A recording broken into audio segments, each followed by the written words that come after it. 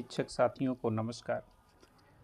अपर मुख्य सचिव महोदय उत्तर प्रदेश शासन के आदेश के क्रम में सभी परिवारों का सर्वेक्षण कराया जाना है। उक्त सर्वेक्षण में कुछ साथियों के मन में ये शंका थी कि सर्वेक्षण का कार्य ऑफलाइन करना है या ऑनलाइन करना है। तो उनके लिए मैं बता दूं कि सर्वेक्षण का कार्य आपको प्रत्येक घर पे जा के करना है।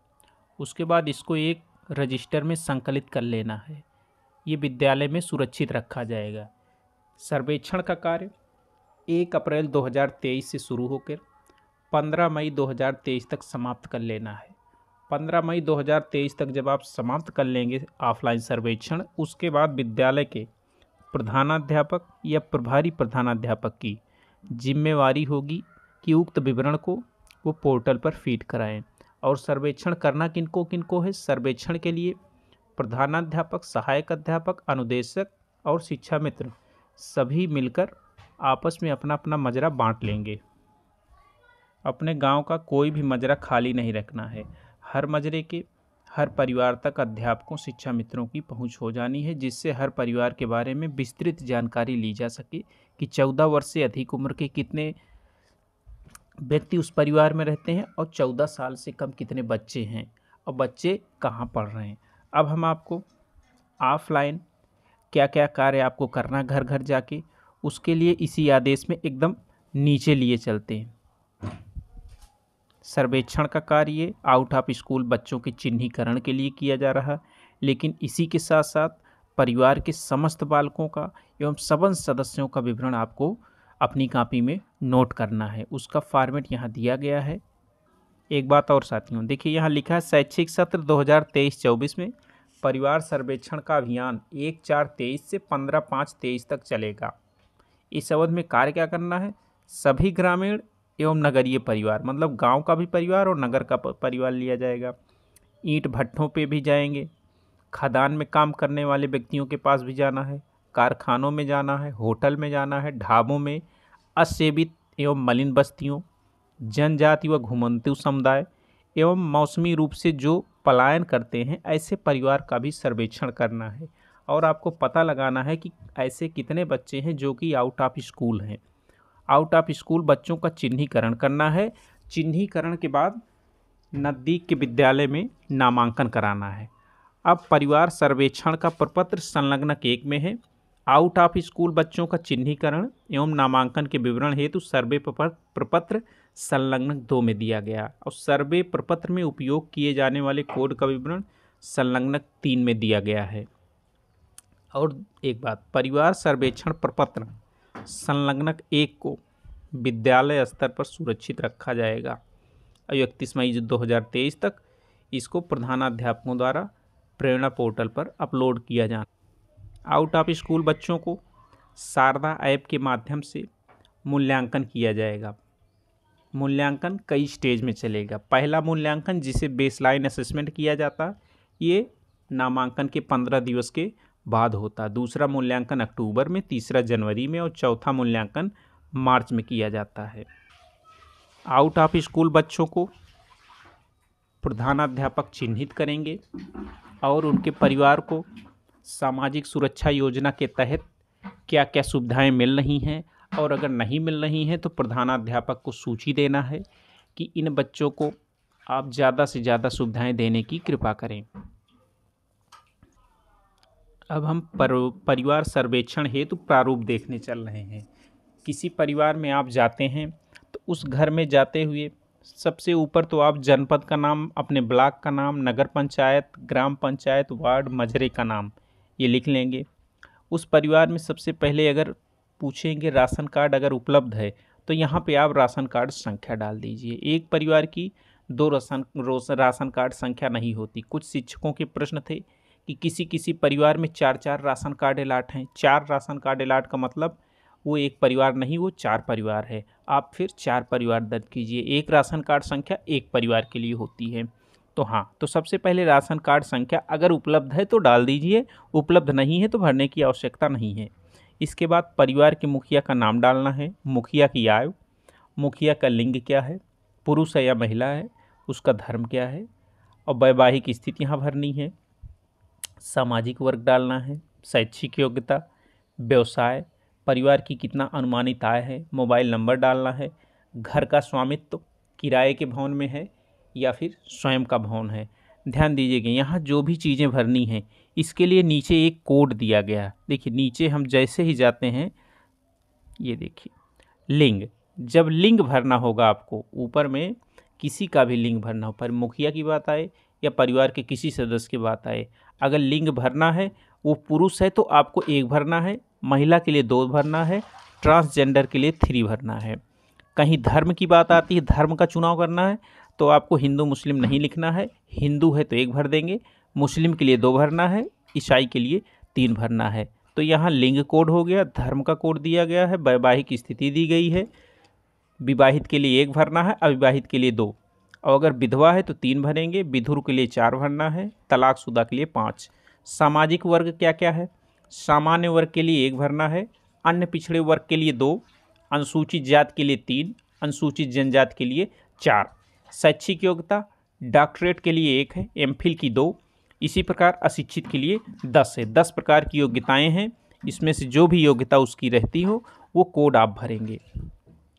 व्यवसाय छात्र का 1 है, स्वरोजगार स्वयं का रोजगार कर रहा व्यक्ति तो उसके लिए 2 भरना है, गृहिणी है 3 भरेंगे, बेरोजगार व्यक्तियों का कोड 4 है, मजदूरों के लिए 5, किसान का 6, सरकारी कर्मचारी है तो कोड संख्या 7 भरना है, प्राइवेट कर्मचारी के लिए कोड संख्या 8 भरना है। अब और नीचे आ जाइए आप, घर का स्वामित्व, तो घर के स्वामित्व में अगर निजी भवन में रहते हैं तो 1 भरना है, किराए के भवन के लिए 2 भरना है। मुखिया से संबंध दादा दादी, भाई बहन, चाचा चाची, नाना नानी, बुआ फूफा, माता पिता, अभिभावक, अन्य पत्नी पति, 1 से 16 तक कोड दिए गए हैं। बच्चा या सदस्य मुखिया से जो संबंध रखता हो वो इसमें से भर दीजिए।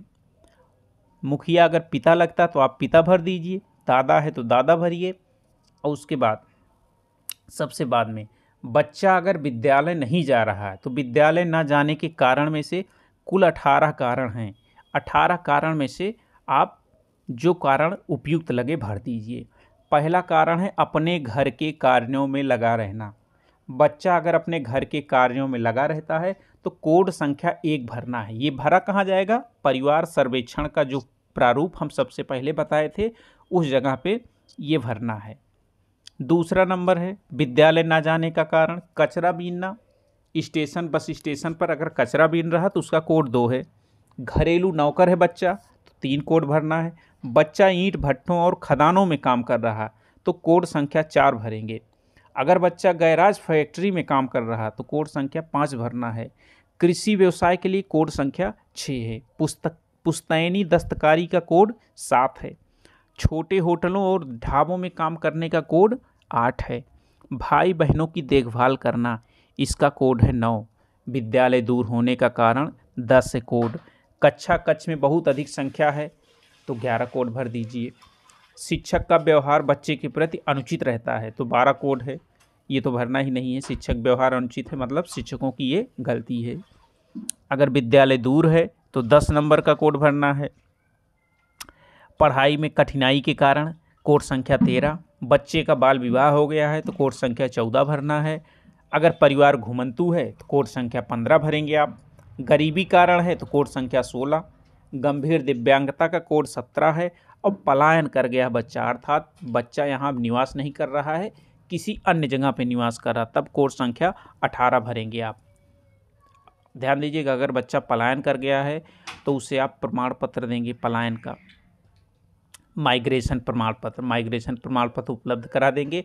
तो बच्चा जहाँ पलायन कर गया उस प्रमाण पत्र की मदद से वहाँ के नज़दीकी विद्यालय में प्रवेश ले सकता है।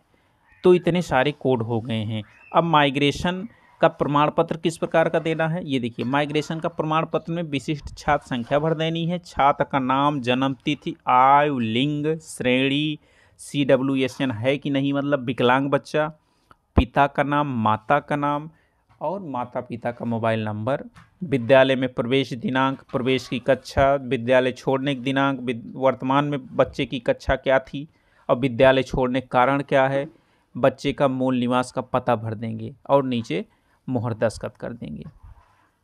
इतना दे देंगे बच्चे को, तो फिर बच्चा जहाँ जाएगा वहाँ एडमिशन। हाँ, तो इतने सारे जो भी कोड हम लोग अभी देखे, लिंग का कोड, पुरुष महिला, धर्म, वैवाहिक स्थिति, सामाजिक वर्ग, इन कोड को आप कहाँ भरेंगे? परिवार सर्वेक्षण का फॉर्म जो ऊपर है वहाँ पे, ये देखिए परिवार सर्वेक्षण का सबसे ऊपर जो फॉर्म दिया है, जैसे परिवार के मुखिया का आप राशन कार्ड नंबर लिखेंगे, उसके बाद मुखिया का नाम, मुखिया की आयु, मुखिया का जब लिंग भरना होगा तो लिंग में आप अगर मुखिया पुरुष है तो यहाँ 1 भरेंगे, मुखिया का लिंग क्या भरेंगे? 1 भरेंगे अगर मुखिया पुरुष है। अगर मुखिया महिला है तो यहाँ 2 भरेंगे। अगर मुखिया ट्रांसजेंडर है तो आप यहाँ 3 भरेंगे। मुखिया का धर्म, धर्म के लिए भी नीचे सारे कोड दिए गए, हिंदू, मुस्लिम, सिख, ईसाई, अलग अलग कोड, तो वहाँ कोड की संख्या अंकों में आप भरेंगे। वैवाहिक स्थिति, ये देखिए वैवाहिक स्थिति का कोड, देखिए वैवाहिक स्थिति का कोड, अगर विवाहित है तो 1 भरेंगे, अविवाहित का 2। तो देखिएगा ऊपर की तरफ फॉर्म में आप जाते हैं तो ये देखिए वैवाहिक स्थिति, विवाहित के लिए यहाँ 1 भरना है। इसी प्रकार सामान्य, सामाजिक वर्ग, सामान्य, पिछड़ा वर्ग, जो भी कोड नीचे दिया गया भर देंगे। शैक्षिक योग्यता, योग्यता का भी कोड है। व्यवसाय क्या कार्य करता है उसका भी कोड है। परिवार की अनुमानित आयु, कितना उसकी वार्षिक इनकम है, एनुअल इनकम, यहाँ पे आप पता करके भर देंगे। मोबाइल नंबर ये तो आपको भरना ही है। घर का स्वामित्व, नीचे कोड दिया गया, किराए का मकान है कि स्वयं का मकान है। बीपीएल, एपीएल, ये भी आप पता करके भर देंगे। अब एक बात और आती है, अगर परिवार के मुखिया का एपीएल बीपीएल नहीं पता है या राशन कार्ड मान लीजिए नहीं बना है, तो उसकी जितनी वार्षिक आमदनी होगी, आमदनी के अनुसार आप एपीएल या बीपीएल भर दीजिए। बहुत गरीब है तो बीपीएल भर दीजिए, वरना ज़्यादा आपको दिख रहा है उसकी आमदनी तो एपीएल भर दीजिए। पूर्ण पता, मकान नंबर सहित यहाँ पूरा पूरा पता डालना है। अब इसके बाद देखिएगा मित्रों, यहाँ आपको इसके बाद परिवार के ऐसे सदस्यों का विवरण लिखना है जिनकी उम्र 14 वर्ष से अधिक हो। देखिए ये बड़ा कर देते हैं हम स्क्रीन को, देखिए परिवार के सदस्यों का विवरण जिनकी उम्र 14 वर्ष से अधिक हो। तो 14 वर्ष से ज़्यादा उम्र के मेंबर्स का सबका नाम लिखना है। परिवार में 14 साल से जितने व्यक्ति हैं, 14 साल से ज़्यादा उम्र के, सबका नाम लिखना है। 50-60 बुजुर्गों का, नई उम्र के जवानों का, महिलाओं का, सबका इसमें नाम भरना है। उसकी आयु भरनी है, उसका लिंग भरना है, मोबाइल नंबर डाल देंगे। वैवाहिक योग्यता भर दीजिए आप यहाँ, शैक्षणिक योग्यता, व्यवसाय और मुखिया से संबंध, ये सारी चीज़ें भरनी। देखिए ये नीचे लिखा नोट में ध्यान दीजिएगा, लिंग, धर्म, सामाजिक वर्ग, वैवाहिक स्थिति, शैक्षिक योग्यता, व्यवसाय, घर का स्वामित्व, मुखिया से संबंध, ना जाने का कारण आदि के लिए कोड संख्या के लिए संलग्नक 3 का संदर्भ देखें। इन चीज़ों को लिखना नहीं है, इनका केवल कोड भर देना है। और सबसे नीचे इसमें भर देना पड़ेगा आपको सर्वेक्षणकर्ता का नाम भरेंगे आप, मोबाइल नंबर, विभाग, संस्था और सर्वेक्षण की तिथि भी डालनी होगी, हस्ताक्षर डालना होगा। हाँ, तो हम लोग थे परिवार के 14 वर्ष से अधिक उम्र के व्यक्तियों के सर्वेक्षण का कार्य कर रहे थे। इसमें परिवार के सदस्यों के विवरण में हमने आपको बता दिया कि परिवार के 14 वर्ष से अधिक उम्र के जितने भी व्यक्ति हैं सबका नाम नोट करना है, नाम, आयु, लिंग आदि आदि चीज़ें भरनी है सबको। कोड के लिए नीचे आप जा सकते हैं। उसके बाद देखिए 0 से 14 वर्ष के बच्चों का भी विवरण यहाँ भरना है। बच्चे का नाम लिखेंगे आप, आयु भी लिखना पड़ेगा आपको, लिंग आप कोड से देख के लिख लीजिए, पिता का नाम लिखना पड़ेगा, माता का नाम लिखेंगे। अब मुखिया से संबंध की बात आती है, तो मुखिया से संबंध का वहाँ अलग अलग कोड दिया गया, पिता, माता, दादा, दादी, इन सब का कोड दिया गया, वो यहाँ कोड लिख लिया जाएगा। अगर बच्चा किसी विद्यालय में नामांकित है तो हाँ भरिए, और नामांकित है तो बगल में उसकी कक्षा भी आपको डालनी पड़ेगी, उस विद्यालय का यूडाइस कोड भरना पड़ेगा, विद्यालय का नाम डालना पड़ेगा। और अगर बच्चा किसी विद्यालय में नहीं नामांकित है तो 7 से 14 वर्ष की आयु के आउट ऑफ स्कूल बच्चों हेतु संलग्नक 2 भी भरना है। बच्चा अगर कहीं नहीं नामांकित है तो इसके लिए हमें संलग्नक 2 भी भरना, ये है संलग्नक 2। अगर बच्चा कहीं नहीं पढ़ता है तब आप ये संलग्नक 2 भरेंगे, आउट ऑफ स्कूल बच्चों चिन्हांकन, नामांकन। संलग्नक सर्वेक्षण प्रपत्र आउट ऑफ स्कूल बच्चे का क्या क्या करना है इसमें। आउट ऑफ स्कूल बच्चे का नाम भर देंगे, आउट ऑफ स्कूल बच्चे के पिता माता और पिता माता के ना होने पर अभिभावक का नाम भरा जाएगा और बच्चे का पूरा पता, माता पिता अभिभावक किसी का मोबाइल नंबर डालना है। लिंग में कोड भर देना है कि बच्चा बालक है कि बालिका, बच्चे की उम्र डालनी है, दिव्यांगता के बारे में बतानी है, दिव्यांगता है कि नहीं है, सामाजिक वर्ग, ये कोड दिया गया, यही कोड यहाँ भर देना है। धर्म का कोड डालना है, अगर बच्चे का कभी नामांकन हुआ है तो यहाँ नहीं भरेंगे क्योंकि नामांकन नहीं हुआ है, यदि हाँ तो वही सारी चीज़ें यहाँ पुनः। इसके बाद बच्चे का नामांकन कराया गया, हाँ भरिए भाई, नामांकन कराया जाना अनिवार्य है। किस कक्षा में नामांकन कराया जाना उस कक्षा को डालना है। यदि नामांकन कराया गया तो विद्यालय का यूडाइस कोड, जिस विद्यालय में नामांकन हम करा रहे हैं उस विद्यालय के यहाँ कोड भरना है। ESR नंबर भरना है, रजिस्टर देख के रोल नंबर भरना है। सरकार ने आउट ऑफ स्कूल बच्चों को प्रोत्साहन देने के लिए उनको अलग अलग योजनाओं से लाभान्वित करने का निर्णय लिया है। इसके लिए आपको सामाजिक सुरक्षा योजना संबंधी एक रजिस्टर बनाना है। उस रजिस्टर में बच्चे का नाम आप लिखेंगे, माता का नाम, पिता का नाम, कक्षा आदि चीज़ें। आउट ऑफ स्कूल होने के यहाँ कारण देंगे, बच्चे हेतु योजना का नाम कि बच्चा किस योजना के लिए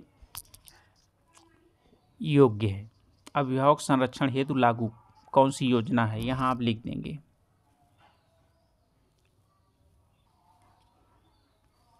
तो ठीक है मित्रों, फिर परिवार के सर्वेक्षण का घर घर जाकर इन्हीं चीज़ों को आपको अपने कॉपी में नोट करना है। इन सब की एक कॉपी बना लेनी है। जितने भी शिक्षक हैं या शिक्षा मित्र अनुदेशक हैं सभी एक कॉपी में ये विवरण नोट करेंगे। इस तरह का फॉर्मेट अपने कॉपी में बना लेंगे जिससे भविष्य में दिखाया जा सके।